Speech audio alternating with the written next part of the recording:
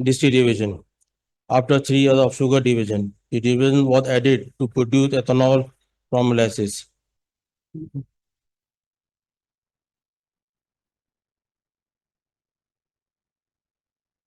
From molasses, then in 2009, liquid carbon dioxide commenced. Storage of molasses ethanol is handled at the terminal Karachi. Management information. Board of Directors, Asghar Habib, Chairman, Murtaza Habib, Executive Director. Auditors, Gan Taton, Anjum Rahman, Chartered Accountant. Statutory Auditors, Rihanna Harun Zakaria and Company Chartered Accountant, Cause Auditors. Management information. Amir Bashir Ahmed, Chief Financial Officer. Imran Amin Virani, Company Secretary. Abdul Haq, GM Accounts and Finance. Shahruz Rao, Head of Human Resource. Azim Aziz, Head of Internal Audit. Hassan Iqbal, Senior Director. Rafiq Ahmed Mangi, Director, District Operations. Arif Raza Khan, Director, Technical. Isra Jafri, Production. Director, Production. Sugar, Ali Athar. Director, Textile Operations. Asad Ali Rahmani, GM Terminals. Segment informations. Sugar division, DC divisions, textile division. Textile in 1979, HSML have a new textile division was also added to produce house of textile produce, that is terry towels. Trading division. Then we have trading division for trading of sugar and molasses when we foresee any opportunity. Habib Sugar Mill crushing data, crushing production and recovery data with selected sugar mills. ये आप इसके सामने के graphs हैं. अभी sugar mills financial data with selected sugar mills. ये सारे financial figures है आपके सामने, इनके ग्राफ भी हैं साथ. ये है financial information of Habib sugar mill limited. Habib sugar mill के तमाम सेल्स, ग्रॉस प्रॉफिट, तमाम फाइनेंशियल डेटा आपके सामने डिस्प्ले पे मौजूद है. फाइनेंशियल इंफॉर्मेशन के सारे ग्राफ्स हैं, सेल्स के, gross profit, operating profit, profit before tax. तो हम आगे चलते हैं. ये फाइनेंशियल इंफॉर्मेशन के मजीद हैं. Profit after tax, EPS, cash dividend, contribution of exchequer. ये segment operating result division wise हैं सारे. Sales, gross profit, operating profit, term division wise है. ये तमाम रिजल्ट डिस्प्ले पे आपके सामने मौजूद हैं. ये है. अब हम ये बैलेंस शीट के हमारे ऐसे नॉन करंट एसेट्स की डिटेल थे. माशाल्लाह इस साल आपने नॉन करंट एसेट 34% इंक्रीज किया है और इसकी वैल्यू 2024 में 5,668,980 है. इसी तरीके से करंट एसेट्स की हम बात करते हैं तो टोटल करंट एसेट्स हमारे 6% से इंक्रीज किए हैं और 2024 में इसकी वैल्यू माशाल्लाह 14,320,942 है. इसी तरीके से हम इक्विटी एंड लाइबिलिटीज की बात करेंगे जिसमें माशाल्लाह शेयर होल्डर्स की इक्विटी 16% इंक्रीज किया है और करंट लाइबिलिटी सिर्फ आपकी 5% इंक्रीज हुई है, जिसका 2024 में अमाउंट बनता है 6,477,530. ये तमाम ratios, gross profit ratios, net profit, ये सब आपके डिस्प्ले पे मौजूद है. ये तमाम रेशोज आपको पेश किए गए हैं. इसी तरीके से हम बात करेंगे डिविडेंड हिस्ट्री, कैश डिविडेंड 2013 से लेके 2024 तक का ये डिटेल्स है. 2013 से 15% आपको डिविडेंड दी जाता था, जो माशाल्लाह बढ़ के 2024 में 120% तक पहुंच गया है और माशाल्लाह आपकी दुआएं रहेंगी तो ये आगे और मजीद बढ़ता रहेगा. अब हम बात करेंगे फ्यूचर आउटलुक की. ये है इकोनॉमिक कंडीशन की बातचीत करें. The new government has secured a long-term IMF agreement which would help stabilize the economy with resilient growth and that there's decline interest rate and inflation, promising future growth. Amidst this condition, the company is focusing a new strategy for better use of company assets in an efficient manner to advise better result for better returns. फिर हम आगे बात करेंगे taxation of income tax export, जो नया taxation लागू हुआ in finance act 2024. The income from export taxable increase from 1% to 39%. Income tax 29 and super tax 10%. The amendment has applied from last quarter of 2024. अब मजीद आगे चलते हैं. Future outlook of sugar division. Company commenced crushing operations from November 2024 and up to January 31st, 2025. We have crushed 5,88,186 m tons of sugarcane with average sucrose recovery of 9.69%. Sugar production is 57,005 m tons. Sir हम आगे चलेंगे डिस्ट्री division की बात करेंगे. This year, ethanol prices decrease in the market due to devaluation of Pak rupee, whilst the cost of raw material was not reduced with the international prices of ethanol. If this condition persists, then it may affect the performance of the division. हम बात करेंगे textile division and trading division की. पहले हम बात करते हैं textile की. दिस डिवीजन विल कंटिन्यू इस current course of action by assigning FOB contract instead of CNF contract, which shows positive impact.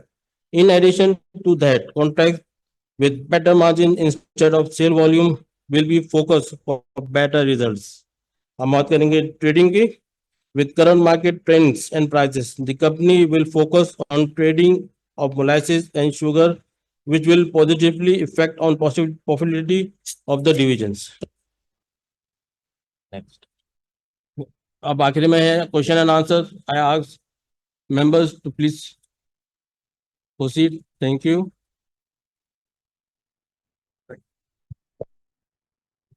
जी, अस्सलाम वालेकुम. My name is Zahidullah Khan. I am from Bank Islami Pakistan Limited. I have a few questions. My first question is, what is your current procurement price for the sugarcane, and what was the average so far during the season? This season has been a unique year in the history of the sugar industry, because this year no notification was issued by the government. Initially, we started with 400 rupees. Presently, due to shortage of cane and unhealthy competition amongst the sugar mills, the prices has risen to rupees 640 rupees. So this is the current scenario regarding the prices. Okay. And what was your next question? So I'm asking my question in line. Would you be able to, given the situation that you have described just now, would you be able to achieve the budget crushing quantity? Due to lack of lower availability of sugarcane during this year, we believe it is difficult to achieve the targets which was set initially by the industry.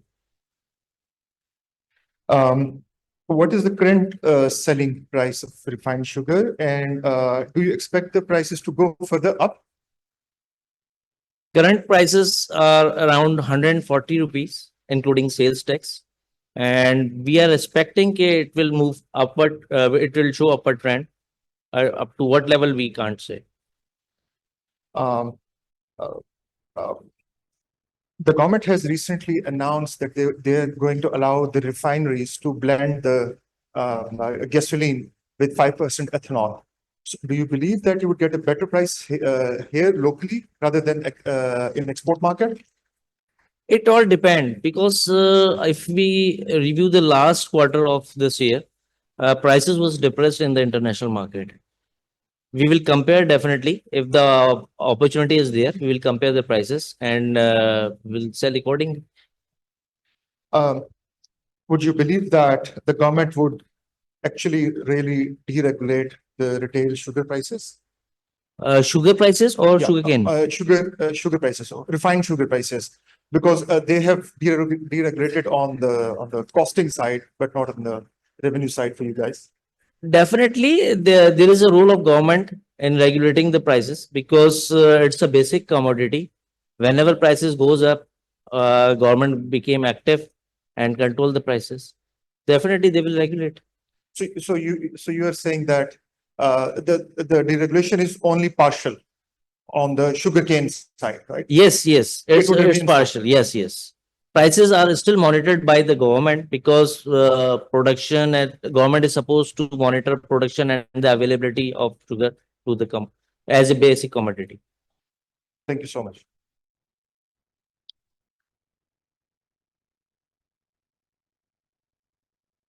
Yes, next participant, I think from Assalamu link. Ji, walaikum salam. Ji sir, आपने mention किया sugar cane की जो availability है वो इतनी ज़्यादा नहीं है। तो जस्ट जी wanted to ask in a context, जैसे इनिशियली जो प्रोडक्शन का टारगेट था वो 6.6 मिलियन टन्स का था शुगर का, इफ आई एम जी। Not wrong. तो आफ्टर दिस शॉर्टेज कितनी प्रोडक्शन हम देख सकते हैं इस साल की, और क्या वो इनफ होगी हमारी डिमांड को मीट करने के लिए? इंडस्ट्री का क्या एस्टिमेट्स है? देखिए अभी तो सीजन चल रहा है, it is bit early to say. और ये कहना कि जी डिमांड को पूरा कर सकेगी नहीं, मैं आपको बताऊं कि इस वक्त हमारी जो मुल्क की रिक्वायरमेंट है वो तकरीबन 500,000 टन है per month overall, which comes to 6 और 6.3 के करीब हमारी कंजम्पशन आती है। और एक्सपेक्टेशंस यही है कि इस रिक्वायरमेंट को शायद हम पूरा कर लें। तो ऐसे कुछ मतलब जो रिक्वायरमेंट है उसके हिसाब से ही तकरीबन आएगी, although initially we were expecting थोड़ी सी प्रोडक्शन ज्यादा होगी। ठीक है sir. Sir next question is, जैसे कि ये वाला सीजन देखते हैं तो सीजन, जी जी जी सर, मैं ये कह रहा था ये सीजन देखते हैं शुगर का, तो सीजन ऑलमोस्ट खत्म हो चुका है, यानी कि मार्च के फर्स्ट वीक में आप लोगों की प्रोडक्शन स्टॉप हो जाती है। तो अभी तक की मैं बात करूं तो आप लोगों की शुगर केन की जो परचेज प्राइस होगी वो कितनी होगी, और अगर मैं इसको लास्ट ईयर से कंपेयर करूं तो क्या वो इंक्रीज हुई है या डिक्रीज हुई है? देखिए आपको पता है जब शॉर्टेज होती है तो थोड़ा सा डिमांड एंड सप्लाई वाला लॉ है कि चीजों की प्राइसेस बढ़ जाती है। इस साल राइट। जब प्राइसेस कम है और सॉरी अवेलेबिलिटी कम है केन की, तो प्राइसेस ने जंप लिया है, काफी बढ़ गई हैं इस वक्त प्राइसेस। तो सर पिछले साल से भी ज़्यादा आपकी एवरेज बैठेगी इस साल? देखिए जब तक ये सीजन क्लोज नहीं होता है इट्स डिफिकल्ट टू से, लेकिन हाँ प्राइसेस अपवर्ड हैं। और अभी हमारे पास 10-15 दिन हैं, अब इसमें क्या आता है, क्योंकि अब इस वक्त प्राइसेस बहुत हायर साइड पे हैं। तो it depend on quantum and prices कि क्या रहती हैं, तो उसके बाद ही कुछ कहा जा सकता है कि लास्ट ईयर से बढ़ जाएंगी या कम, लेकिन करीब करीब तो हैं। ठीक है। अच्छा सर, इस तरह की बातें चल रही हैं कि गवर्नमेंट शुगर प्राइस को रमज़ान के सीज़न में कंट्रोल करेगी। एक आध न्यूज़ में आया था कि 130 रुपीज़ पर केजी पे फिक्स कर देगी। तो आपको लगता है गिवन द करंट डायनामिक्स इस चीज़ को फॉलो किया जा सकेगा, कि अगर आपकी प्रोडक्शन शॉर्टेज है और ज़ाहिर है डिमांड ज़्यादा हो जाती है रमज़ान सीज़न एंड ऑनवर्ड्स, तो आप लोग इसको किस तरह देख रहे हैं? क्या ये 130 पे स्टिक करेगी या ये अपना एक अपवर्ड ट्रेंड ही मेंटेन रखेगी? ये शॉर्टेज की जहां तक बात है, मैंने बताया कि हाँ पहले हम प्रोडक्शन ज्यादा एक्सपेक्ट कर रहे थे, लेकिन अब कुछ रिडक्शन के बाद आई होप कि जो रिक्वायरमेंट है उसको पूरा किया जाएगा। और रही बात रमजान की, तो Ramzan it's simply a 1 month, पूरे साल का नहीं है। तो रमजान में गवर्नमेंट की तरफ से बात जरूर आई है और शुगर मिल्स ने भी इस बात को एग्री किया है कि स्टॉल्स लगाए जाएंगे, और जो डायरेक्ट कंज्यूमर है उसके लिए 130 पे चीनी प्रोवाइड की जाएगी होल रमजान। तो मेरा ख्याल है जो डायरेक्ट कंज्यूमर्स हैं उनके लिए अवेलेबिलिटी कोई इशू होगी नहीं। और ये जो आप स्टॉल लगाएंगे ये टोटल आप लोग कितने टन के लगाएंगे, या पर मिल कितने टन्स के ये स्टॉल्स होंगे? देखिए इसमें एक जो बेयर एस्टिमेट था सैप की मीटिंग में जो बताया गया था, वो तकरीबन 100,000 टन की रिक्वायरमेंट है जो डायरेक्ट कंज्यूमर की। तो इसी की रिक्वेस्ट गवर्नमेंट की तरफ से आई है हमें कि इतनी चीनी मिल्स जो हैं डायरेक्ट कंज्यूमर को सप्लाई करें थ्रू स्टॉल्स। तो आई थिंक ये पर मिल 1,000 से 1,500 टन आएगा, जितना आप लोगों को 130 पे सप्लाई करना होगा। गवर्नमेंट की तरफ से प्रेस्क्राइब नहीं है, लेकिन जी स्टॉल हम बिल्कुल लगाएंगे, और वहां जितनी आती है उस हिसाब से आपका अंदाजा तकरीबन सही है, इसी रेंज में तकरीबन आनी चाहिए। बिल्कुल ठीक है। अच्छा सर, वन लास्ट क्वेश्चन। जैसे आपने मेंशन किया शुगर केन की प्राइसेस 600 प्लस हो गई हैं, तो अगर आप लोग, आई वांटेड टू आस्क कि क्या आप लोग कंटिन्यूसली परचेज कर रहे हैं या आप लोगों ने अपनी परचेजेस को स्टॉप कर दिया? क्योंकि अगर 600 से ऊपर जाती है प्राइस, तो जो करंट शुगर प्राइस है इस पे आपको वाइबल नहीं रहेगा, यानी कि शायद आप लोग जो कंट्रीब्यूशन लेवल है उस पे भी लॉस करेंगे करंट शुगर प्राइसेस और 600 शुगर केन पे। तो आप लोग क्या बाइंग कंटिन्यू कर रहे हैं या आप लोगों ने अभी स्टॉप कर दी, और बाकी शुगर मिल किस तरह कर रही हैं? अभी तो सीजन चल ही रहा है, कोई भी मिल अभी तक बंद नहीं हुई है, ना किसी की तरफ से कोई ऐसा नोटिफिकेशन है। अभी हम जो एक्सपेक्ट कर रहे हैं कि 10 से 12 दिन या 2 हफ्ते एस्टिमेटेड हैं। और रही प्राइस केन की, तो देखिए एक कैपेसिटी होती है, और जाहिर बात है नहीं बनाएंगे तो बिल्कुल ही हालात खराब होंगे। तो बना के देख लेना बेहतर है कि क्योंकि कल अगर कोई थोड़ा सा अपर ट्रेंड आता है प्राइसेस में तो इंशाल्लाह कुछ बेहतरी आ जाएगी। होपफुली, इंशाल्लाह, होपफुली। Thank you.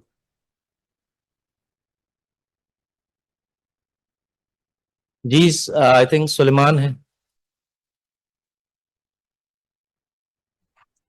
अस्सलाम वालेकुम सर।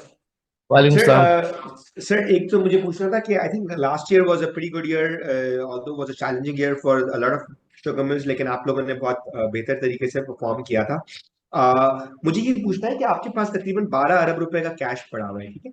अभी आपकी कुछ सिंध के प्लेयर्स ने एक कंपनी खरीदी थी पंजाब के अंदर, शुगर मिल खरीदी है, पॉपुलर शुगर, ठीक है? So is there a plan के क्या कहते हैं कल सुबह आपको, क्योंकि अभी डीरेगुलेशन थोड़ी सी बेहतर होना शुरू हो रही है, and you have an expertise in the sugar sector.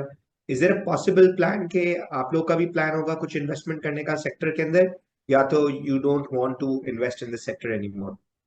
Suleman देखिए, इस वक्त एट प्रेजेंट कोई प्लान नहीं कि हम कोई शुगर मिल में इंटरेस्टेड हो कोई यूनिट के लिए। जहां तक आपने बात की लिक्विडिटी की, आप सितंबर 30 के फिगर्स को देख रहे हैं जो कि क्लोजर ऑफ ईयर होता है, इन्वेंट्रीज बिक चुकी होती हैं।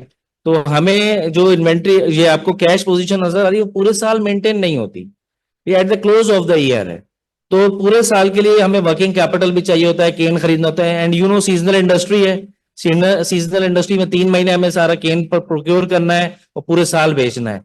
तो ये लिक्विडिटी तो आपको पता है आगे आफ्टर 2-3 मंथ्स बिल्कुल खत्म हो जाती है, बल्कि इवन हम बोरोइंग्स पे चले जाते हैं। तो it's not a true picture कि अगर आप इसको देख के सिर्फ कहें कि जी आपके पास लिक्विडिटी आप खरीद लें, तो ऐसा नहीं है। बाकी रही बात कोई, आई एम सॉरी, कोई ऐसा प्लान कि जी कोई यूनिट वगैरह, तो फ्यूचर में देखेंगे यार कि अगर कुछ जो इकोनॉमिक्स अलाउ करेगी हमें, क्योंकि देखें प्लांट लेना भी इस वक्त आसान काम नहीं है, फाइनेंशियल कॉस्ट भी आती है, तमाम चीजें, केन की अवेलेबिलिटी जैसे इस साल कम हो गई, आप यूनिट ले लें और फिर उसको एफिशिएंटली ना चलाएं तो फिर फायदा नहीं रहता। तो वी विल डिसाइड और ऑप्शंस देखेंगे, अपॉर्चुनिटी देखेंगे, अगर वायबल हुआ किसी वक्त तो उसको देखा जाएगा, कंसिडर किया जाएगा। अच्छा सर, आपका जो टेक्सटाइल डिवीजन है वो इतना बड़ा कोई डिवीजन नहीं, so I mean what is the purpose of actually मतलब कि नॉट क्लोजिंग इट और shutting it down effectively and then selling it, because उससे इतनी कोई वैल्यू तो क्रिएट नहीं होती कंपनी के अंदर। सुलेमान देखें, ये एक पुराना यूनिट है और इसमें टेक्सटाइल का तो ओवरऑल ही आपको पता है इंडस्ट्री का इस वक्त क्या हाल है, तो इस पर भी इफेक्ट आया है। तो जाहिर बात है इंडस्ट्री पे है तो इस पे भी आया है, लेकिन हाँ आपकी बात सही है कि इतना बड़ा कंट्रीब्यूशन नहीं है।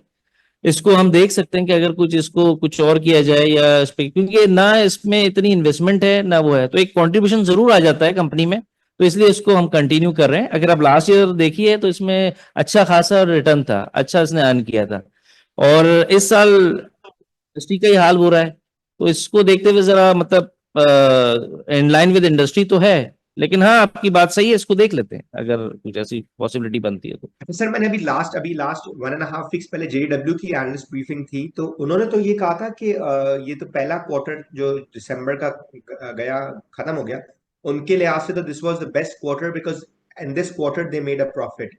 हिस्टोरिकली वो पहले क्वार्टर में इस तरह की प्रॉफिटेबिलिटी उनको नहीं नजर आती। So what is the difference between the Sindh mills and the Punjab mills, if you can just explain in this year? देखिए, आप जिस कंपनी की बात कर रहे हैं वो एक जॉइंट है एजर इंडस्ट्री में, और उनकी प्रोडक्शन भी उसी हिसाब से होती है, और डिपेंड करता है, अगर उनकी प्रोडक्शन लास्ट ईयर ज्यादा थी और उनके पास क्लोजिंग स्टॉक था तो वो उस पे हो सकता है कि प्रॉफिट आया हो। सलमान, इसमें जो जेडीडब्ल्यू की आपने बात की है, तो इस क्वार्टर का जो सबसे इम्पोर्टेंट फैक्टर था वो था एक्सपोर्ट ऑफ शुगर। जो सिंध की मिलें थी एक्सेप्ट जेडीडब्ल्यू मिल्स, उनमें हर मिल ने तकरीबन 5,000 टन एक्सपोर्ट करा, and they have earned around 180 million rupees against that export sales. JDW में सिचुएशन ये है कि because they are situated in Punjab, उनका एक इंडिपेंडेंट कोटा था जो वहां पे बेस कर रहा था उनकी प्रोडक्शन कैपेसिटी पे, नंबर 1। नंबर 2, जो उनकी सिंध की मिलें थी, उनका भी सिंध के में जो इंडिविजुअल मिल को मिला था वो 5,000 टन था, और जेडीडब्ल्यू को जो मिला था वो 10,000 टन पर मिल था। तो अगर आप उसको देखें कि एक 5,000 टन जिसने एक्सपोर्ट करा उसने 180 मिलियन लिया, और JDW ने तकरीबन जो है 50,000 और 70,000 एक्सपोर्ट करा, तो आप उसको मल्टीप्लाई कर लें तो अराउंड 1.15 बिलियन जो है उनका डायरेक्ट एक्सपोर्ट का कंट्रीब्यूशन था। तो ये सिंध की जो भी मिले हैं उनका भी, पंजाब का भी, सबका एक्सपोर्ट की वजह से फर्स्ट क्वार्टर जो है वो बहुत अच्छा गया है। सर इनको डबल कोटा क्यों मिला है सिंध के अंदर?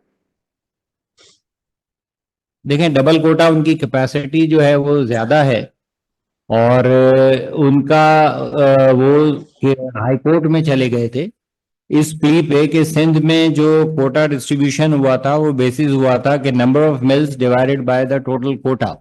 पंजाब में प्रोडक्शन बेसिस पे हुआ था। तो JDW जो है वो कोर्ट में चली गई थी, और फिर कोर्ट में जाके ये सेटलमेंट हुआ था कि ठीक है, अदर देन JDW मिल्स जो है बाकी सबको एक इक्वल डिवीजन हो जाएगा, और JDW को एक उनसे एक्स्ट्रा कोटा मिल जाएगा। Okay, thank you sir. वालेकुम। जी वालेकुम सलाम जी, अकील साहब। सर एक न्यूज़ पहले आई थी कि FBR ने कुछ इम्प्लीमेंट किया है शुगर सेक्टर के ऊपर ट्रैक एंड ट्रेस सिस्टम, तो वो जो इम्प्लीमेंट होना था नवंबर 15 से, तो आप लोगों की क्या अपडेट है और इंडस्ट्री का क्या अपडेट है इसके अंदर में? और इसके अंदर में कुछ बेहतरी नज़र आ रही है कि प्रोडक्शन वगैरह जो बहुत सारी कंपनीज दिखाती नहीं है वो अब दिखाएंगी regularly? Aqeel, I am sorry, आप रिपीट कर देंगे अपनी बात? असल में थोड़ा सा क्लियर नहीं हुई है आपकी बात। ओके सर, FBR का आया था कि वो इम्प्लीमेंट करना चाहता है शुगर सेक्टर के ऊपर track and trace system from November 15 ना। सर इसके बारे में क्या अपडेट है? आपकी कंपनी पे ये अप्लाई हुआ है और बाकी कंपनीज पे भी क्या क्या प्रोग्रेस है, अगर आप कुछ बता सके तो? जी, track and trace system already implement हो चुका है और प्रॉपरली मॉनिटर कर रहा है इसको गवर्नमेंट के द्वारा इसको मॉनिटर कर रहे हैं, और रोजाना की बेसिस पे इसकी रिपोर्टिंग भी हो रही है। और कुछ मिले अगर जिन्होंने नहीं किया, मेरा ख्याल है इम्प्लीमेंट तो सब पे ही हो गया है, ऐसा नहीं है कोई बची हो। ओके, तो सर अब ये है कि उनके बाद डेली बेसिस पे डेटा आ रहा होगा जो भी आप प्रोडक्शन कर रहे होंगे, यही मतलब है? जी अच्छा सर, इसके अलावा एथेनॉल की प्राइसेस आप और बगास की प्राइसेस और मोलिसिस की प्राइसेस अगर आप बता सकें तीनों। ये एथेनॉल के तो US डॉलर में बता दीजिएगा। देखिए, एथेनॉल की प्राइसेस अगर हम लास्ट जो भी क्वार्टर खत्म हुआ है उसकी बात करें तो उसमें डिप्रेस्ड रही हैं, लेकिन at the end of the quarter कुछ स्टेबिलिटी नजर आई है। ये इवन $740 तक चली गई थी नीचे, तो कुछ 20 से $30 के करीब ये इंप्रूवमेंट आ गई है इसमें अभी।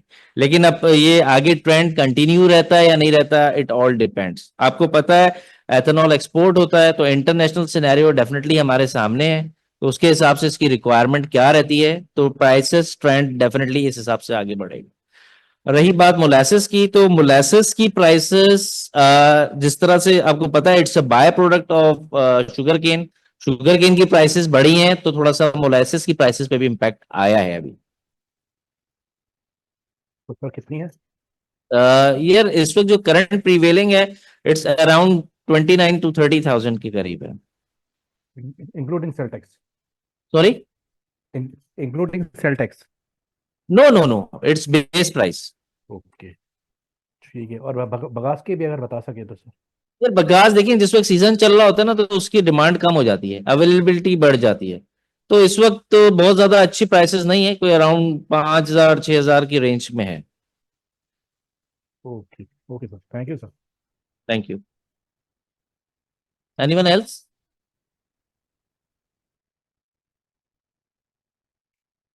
ठीक, thank you very sir much. आपकी फर्स्ट क्वार्टर के अंदर सर आपकी फर्स्ट क्वार्टर के अंदर देखा है हमने compare to last year sugar production काफी कम हो गई है, तो ईयर एंड आपको लगता है आप सेम प्रोडक्शन मैच कर सकेंगे लास्ट ईयर की, या will there be a drop 5-10%? कुछ अगर आइडिया आपको। जी, इस साल हम प्रोडक्शन को लास्ट ईयर से मैच नहीं कर सकेंगे।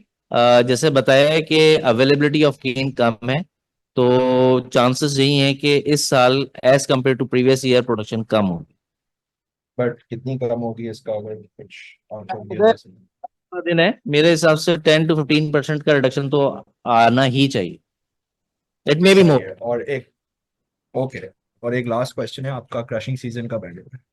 सॉरी, आपका क्रशिंग सीजन कब एंड हो रहा है? हैव यू डिसाइडेड सो फार? सारा दिन हम एक्सपेक्ट कर रहे हैं कि ये कंटिन्यू होगा शायद मैक्सिमम। सॉरी कितने दिन बोला आपने? 10 से 12 दिन हम एक्सपेक्ट कर रहे हैं, डिपेंड ऑन अवेलेबिलिटी। अगर बिल्कुल काम हो गया तो इससे पहले भी हो सकता है, नहीं तो 1-2 दिन आगे पीछे हो सकते हैं। Okay, thank you sir. तुम एक बात सुनो, तुम्हें मैं 2 मिनट में सिर्फ कॉल करूँ, मैं मीटिंग 2 मिनट। हेलो, अस्सलाम वालेकुम सर। ये जो आपने मोलासिस की जो प्राइस बोली थी, वो उसकी क्या टनेज है? 29,000 रुपीज पर वॉट? सॉरी, क्या कह रहे हैं आप? 29,000 मोलासिस की जो अभी आपने प्राइस बताई ना, 29,000 रुपीज से 30,000 रुपए, वो क्या है पर वॉट? जी जी, करंट प्राइसेस बताई थी इस वक्त की, जो नहीं करंट पर क्या, पर मन है, पर टन है, क्या है? पर टन पर टन 30,000 रुपए सिर्फ। 29 से 30,000 इस वक्त प्रीवेलिंग है जी। और इसमें तकरीबन कितना, 5.5% शुगर निकलता है जनरली मोलासिस के अंदर से? देखिए, बिल्कुल आपकी बात सही। तकरीबन अगर आप परसेंटेज में मैं बात करूं तो 100 टन में से तकरीबन एवरेज 17.5 से 18.5 के दरमियान आना चाहिए नॉर्मल। तो 18% शुगर निकलता है? एक एवरेज आप 18 कर सकते हैं, एथेनॉल निकलता है। नहीं, मोलासिस में शुगर कितना निकलता है? मोलेसिस में शुगर तो जी 49%, 50 होता है। अच्छा, ठीक है, okay, thank you sir. Thank you. Thank you very much. After this question and answer session, we conclude our meeting. And thank you for the participation. Thank you. Thank you hello sir. जी। जी sir, one last question. Recovery rates पे एक सवाल था। इस साल आपने mention किया 9.7% की रिकवरी है आपकी, सक्रोस रिकवरी। जी जी जी। लास्ट ईयर इट वाज 10.5% से अबव की। क्या जी, हुआ इस सीजन के हर शुगर मिल की जो रिकवरी का रेट है वो इतना डाउन हो गया है? देखिए ये रिकवरी की जो रिडक्शन है वो अक्रॉस द कंट्री है, और it all depends on whether, climatic conditions होती हैं, अवेलेबिलिटी ऑफ वाटर होती है, तो ये उसका इफेक्ट है और अक्रॉस द कंट्री है। Right right. ठीक है सर, ठीक है, thank you. Thank you. Sir आप लोग सीओटी वगैरह भी बनाते थे, कार्बन डाइऑक्साइड वगैरह सर, सीओटी नहीं आ रही। हेलो।